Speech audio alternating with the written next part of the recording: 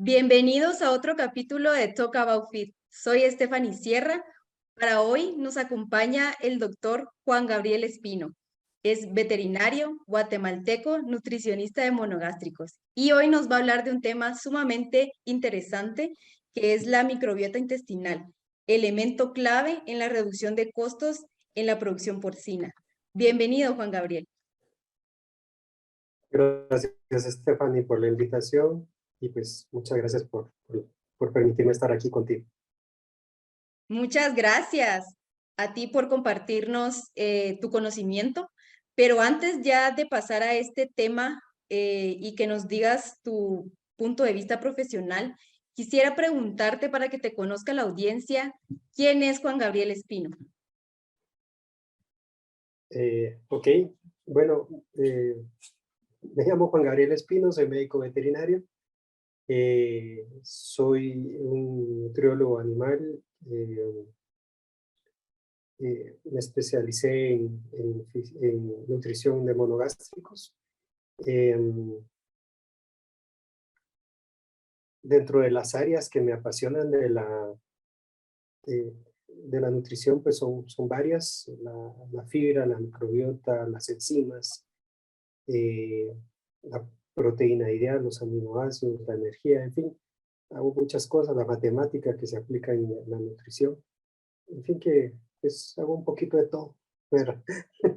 Y trabajo en una empresa que se dedica a la producción de huevos y de cerdos.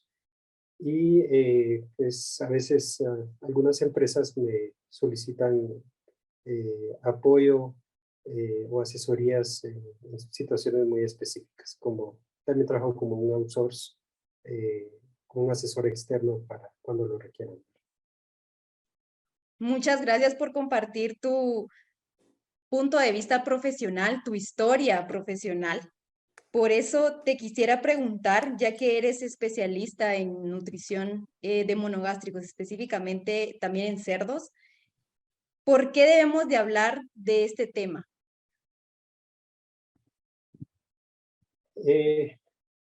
¿Por qué hay que hablar de la microbiota intestinal?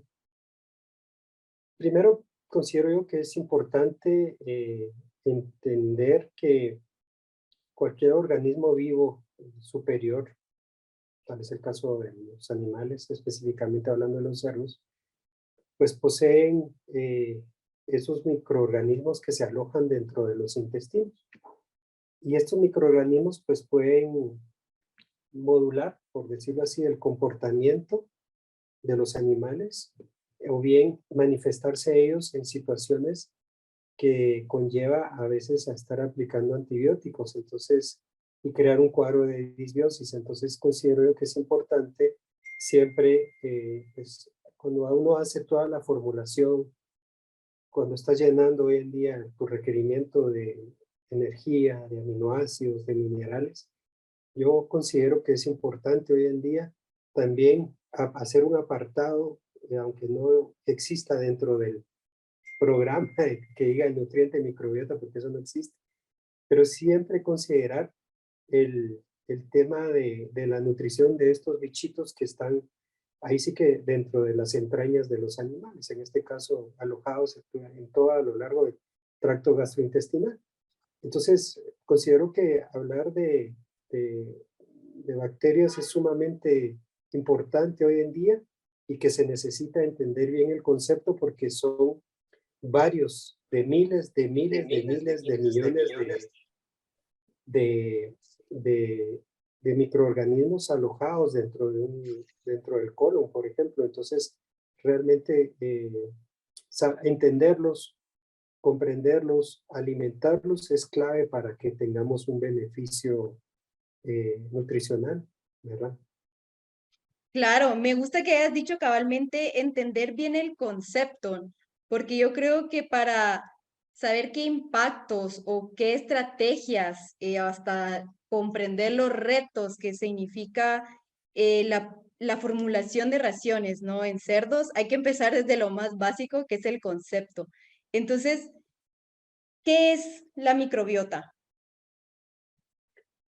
Bueno, la microbiota es, eh, se hace referencia a todos los organismos, ya sea hongos, virus, bacterias, que están,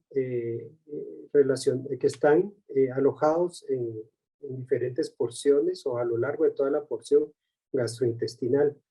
Básicamente, la palabra describe a la combinación o al conjunto de todo ese ecosistema generado por estos microorganismos, pero con nombre, ¿verdad? Por ejemplo, una microbiota con Clostridium, con E. colis, con eh, Bifidobacteriums, con Lactobacillus.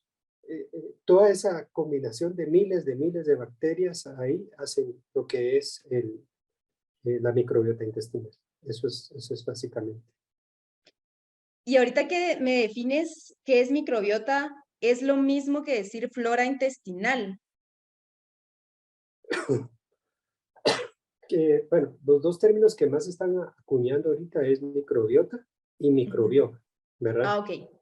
Creo que la flora intestinal va muy de la mano a lo que es la microbiota, que hace referencia a los individuos, ¿verdad?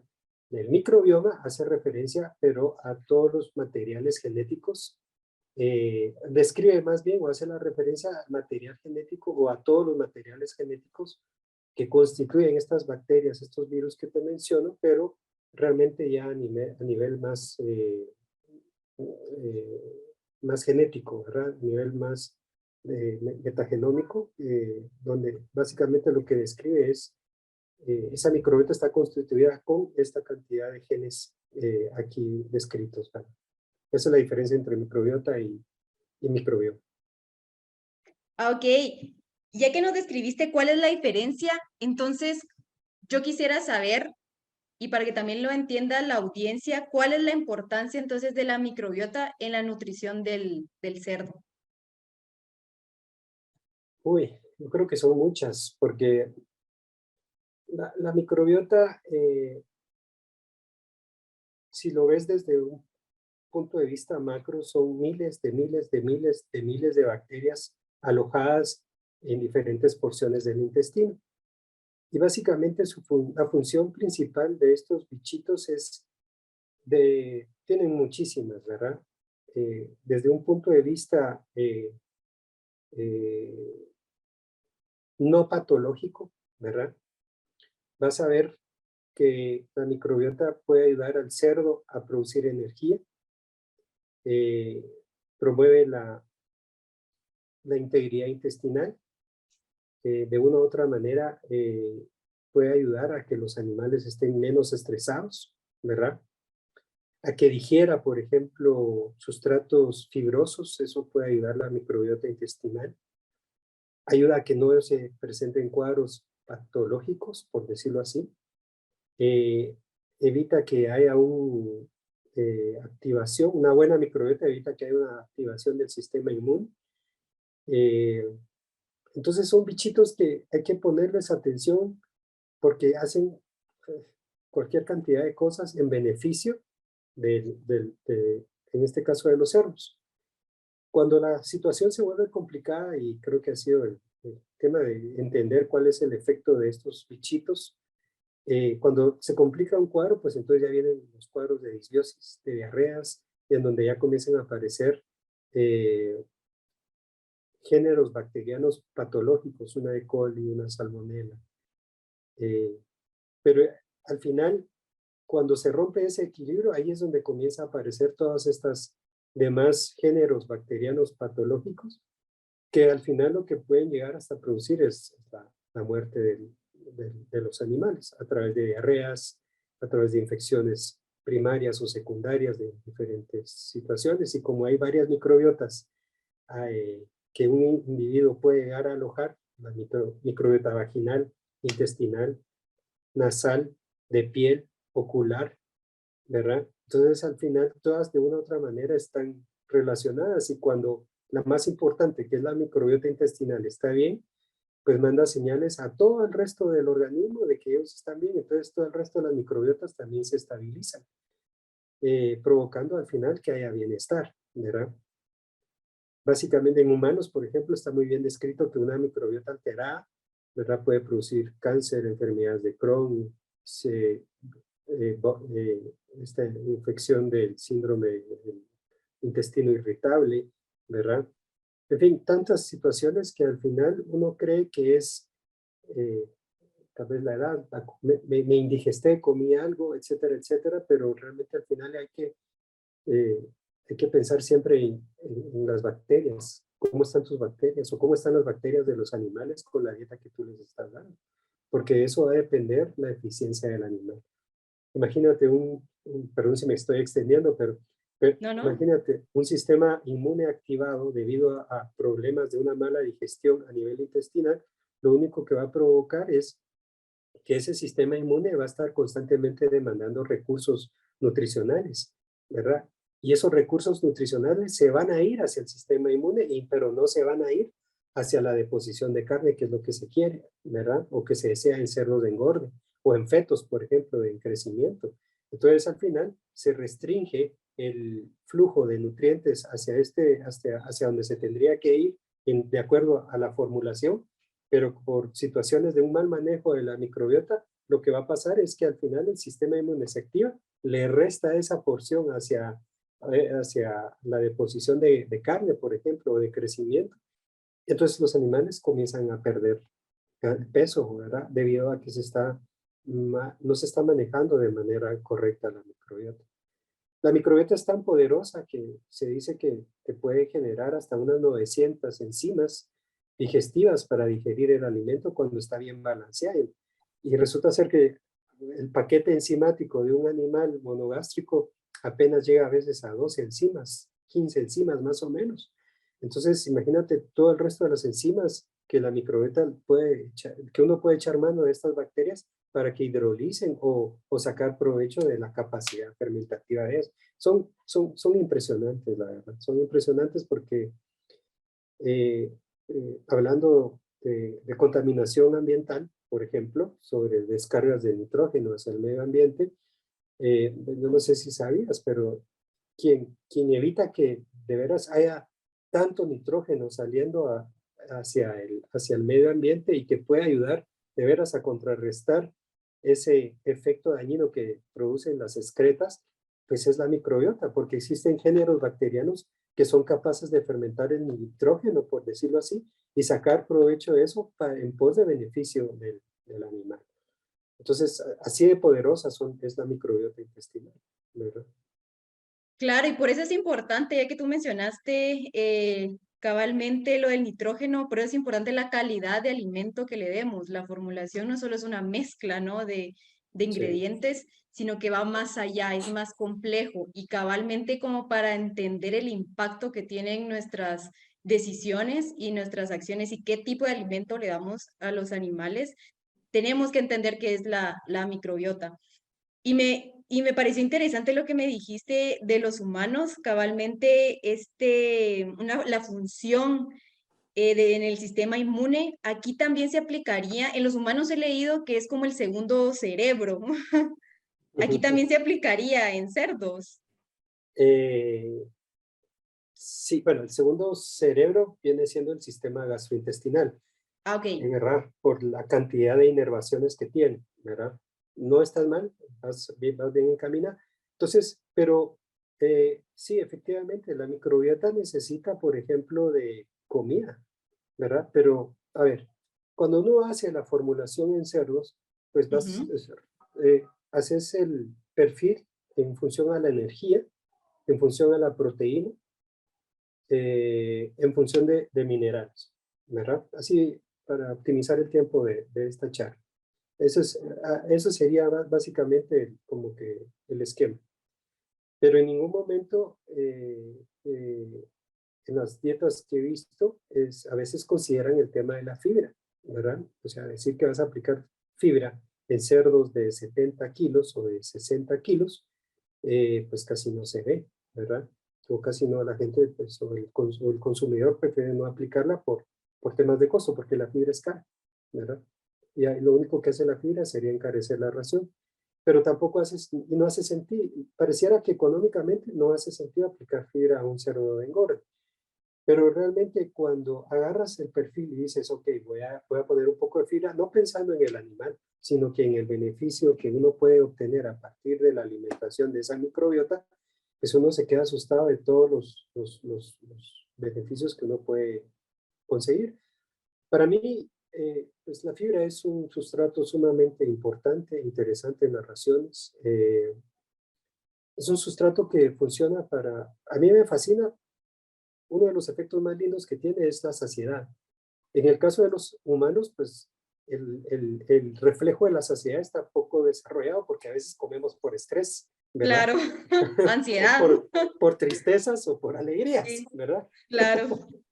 Pero los animales no, los animales, su reflejo de saciedad está muchísimo, está a un nivel de desarrollo muy grande. Entonces ellos comen para llenar su requerimiento.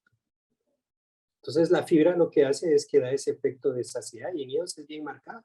Por eso es que me gusta la fibra porque una manera de optimizar los costos, eh, tal vez no de las dietas, pero sí del producto final, en este caso un lechón, una cerda primeriza o un cerdo en engorde, sería el uso o la aplicación correcta de fibra.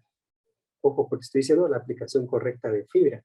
Claro. Eh, porque me he topado con gente que dice, estoy aplicando fibra, pero ¿qué tipo de fibra estás aplicando? Les digo yo.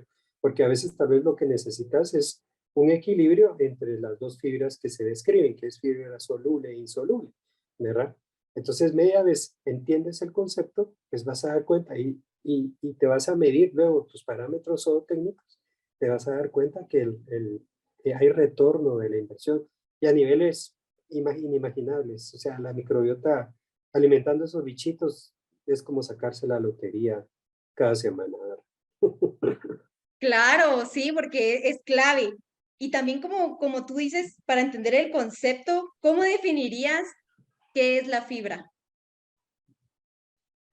Ok, el concepto de la fibra hace referencia a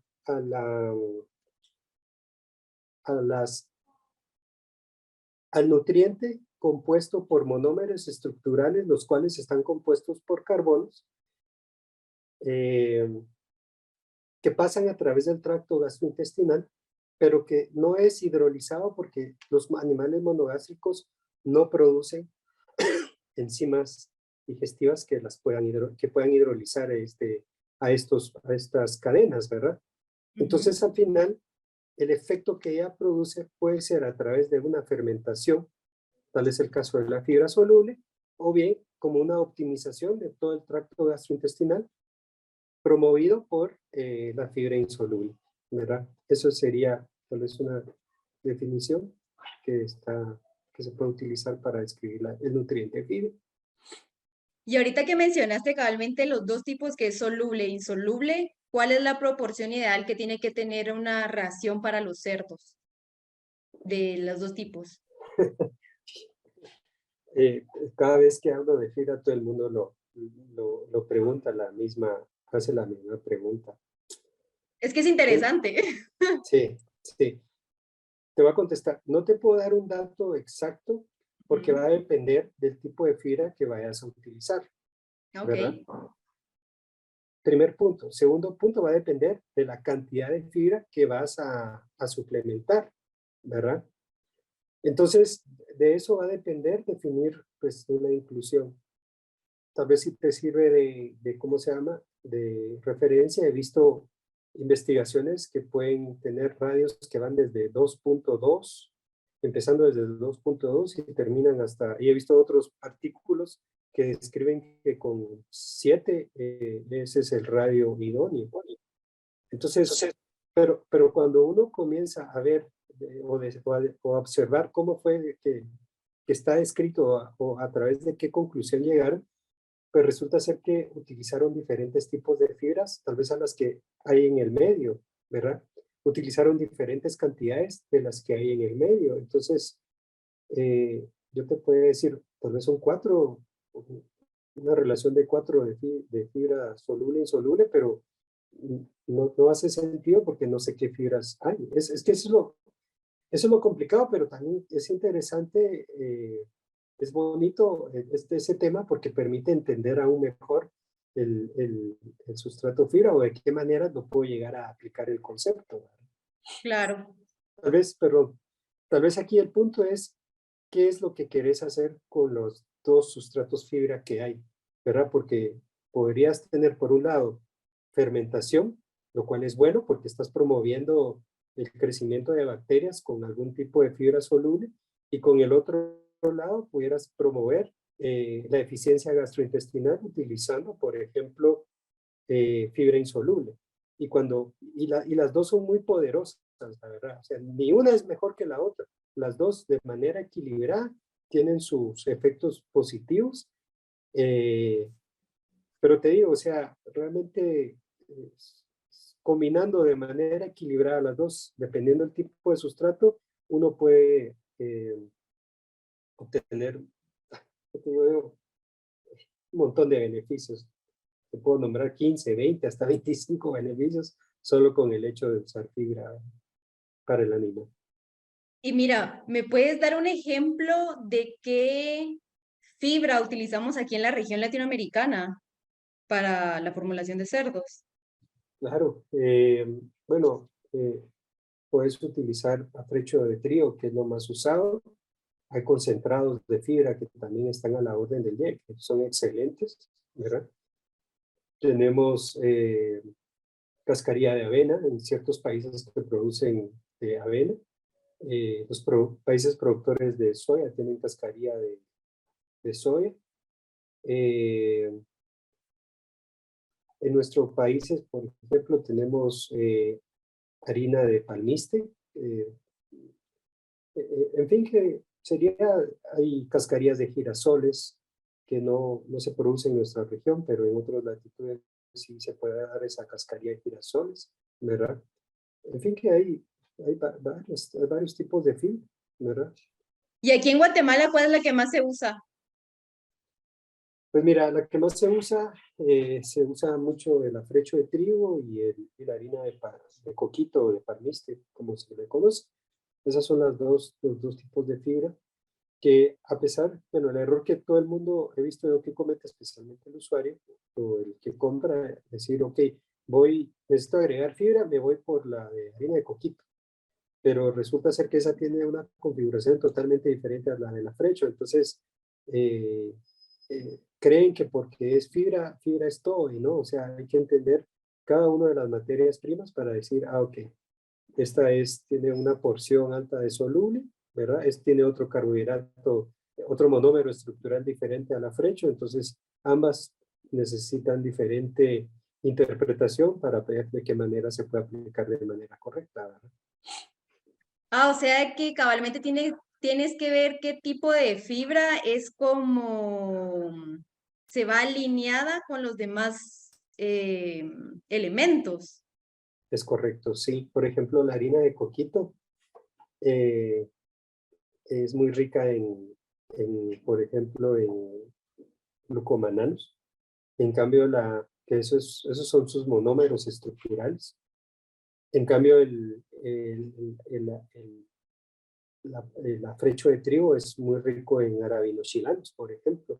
Entonces, si te das cuenta, los nombres cambian. Claro, Los mananos, diferente. sí, los mananos del coquito son hexosas, ¿verdad? Y la xilosa y la arabinosa que componen el afrecho son pentosas. Entonces, solo ahí ya cambió toda la estructura química, ¿verdad? Entonces, esas aportan diferentes beneficios si se saben usar y maleficios si no se sabe usar de manera correcta el afrecho, las materias primas de fibra.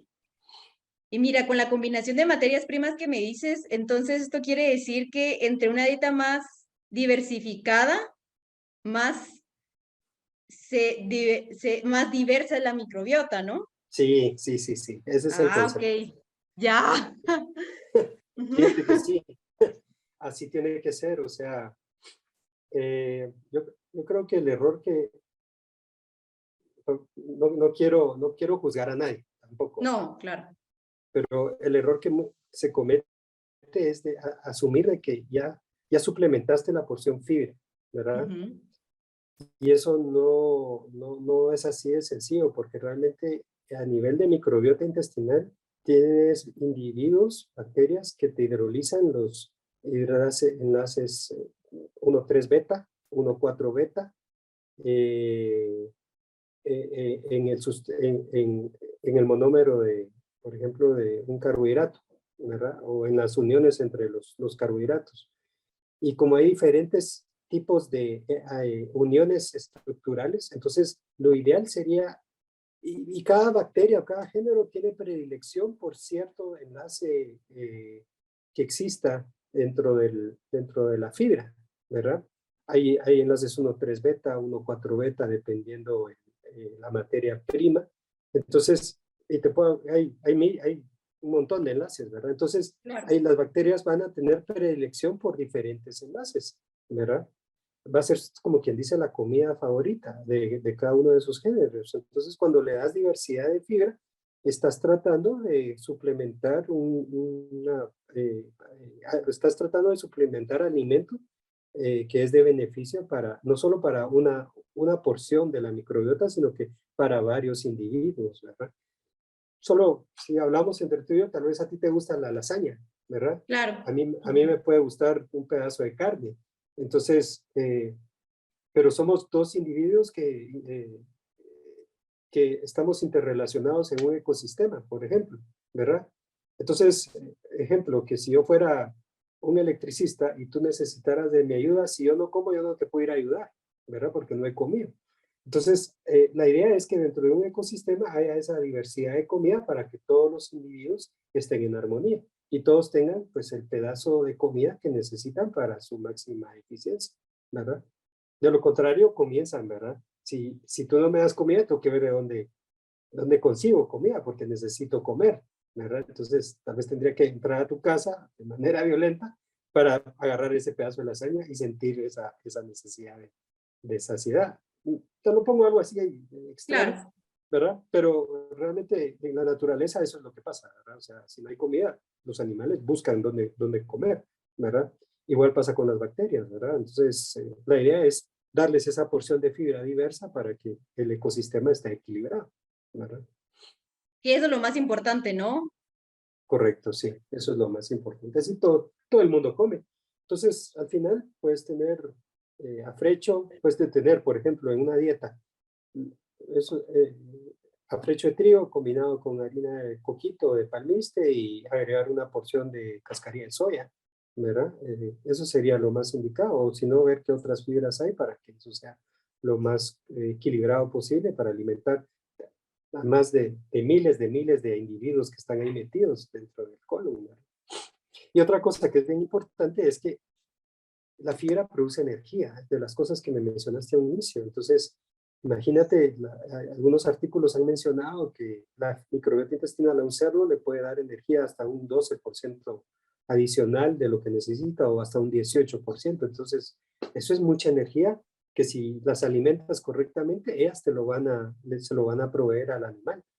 Ya hablar de un 18% de energía, porque tú lo haces en papel para que cuadre la porción de energía en la dieta. Ok, quiero una dieta de esta cantidad de energía metabolizable o neta, ¿verdad? Pero resulta ser que si lo haces de manera bien hechicita y equilibrada, la microbiota intestinal con su porción de fibra puede dar aún más energía. Entonces ahí es donde viene la saciedad, ¿verdad? Y esa saciedad se transforma en ahorro de costo para las empresas. Que eso, como tú lo mencionas, es la clave, la fibra en la alimentación es clave por lo mismo que tú dices, ¿no? Que aumenta la producción de metabolitos, entonces más eficiencia en la utilización de energía en el cerdo. Sí, es correcto, es correcto. Hay muchos metabolitos que se producen en la microbiota intestinal. Entonces, cuando está bien equilibrada, esos metabolitos pues son buenos, ¿verdad? Pero cuando no está equilibrada, los metabolitos te pueden jugar en contra al animal y activan el sistema inmune y comienzan problemas de infecciones o activaciones que no se necesitan. Y ahí es donde nos cuesta más dinero. Exactamente, ahí es donde cuesta más dinero. Mira, la verdad es que te quiero preguntar, cabalmente ahorita que tocaste el tema de la fibra, ¿cuál es la relación o la vinculación con la dinámica de la microbiota intestinal?